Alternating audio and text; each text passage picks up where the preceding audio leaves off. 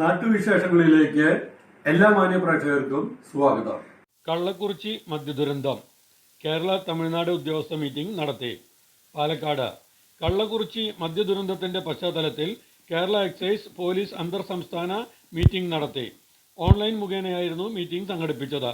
തമിഴ്നാട് കള്ളക്കുറിച്ചി മദ്യം ദുരന്ത പശ്ചാത്തലത്തിൽ തമിഴ്നാട് അതിർത്തി പങ്കിടുന്ന പാലക്കാട് ജില്ലയിൽ എൻഫോഴ്സ്മെന്റ് പ്രവർത്തനങ്ങൾ ശക്തിപ്പെടുത്തുന്നതിന്റെ ഭാഗമായാണ് അടിയന്തര മീറ്റിംഗ് നടത്തിയത്. Palakkad deputy excise commissioner V റോബർട്ടിന്റെ നേതൃത്വത്തിലായിരുന്നു യോഗം.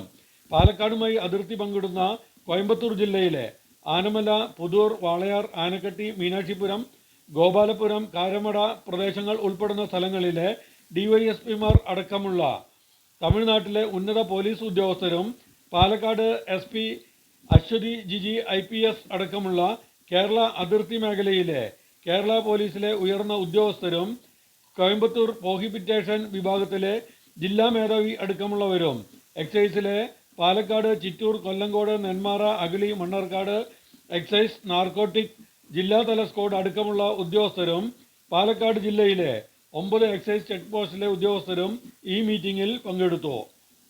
അതിർത്തി പ്രദേശങ്ങളിലെ പരിശോധനകൾ ശക്തിപ്പെടുത്തുവാനും കുറ്റകൃത്യത്തിൽ ഏർപ്പെടുന്നവരുടെ വിവരങ്ങൾ പരസ്പരം കൈമാറുവാനും കള്ളുചെത്ത് തോട്ടം അടക്കം പ്രദേശങ്ങളിൽ പരിശോധനകൾ ശക്തിപ്പെടുത്തുവാനും യോഗത്തിൽ തീരുമാനമെടുത്തു.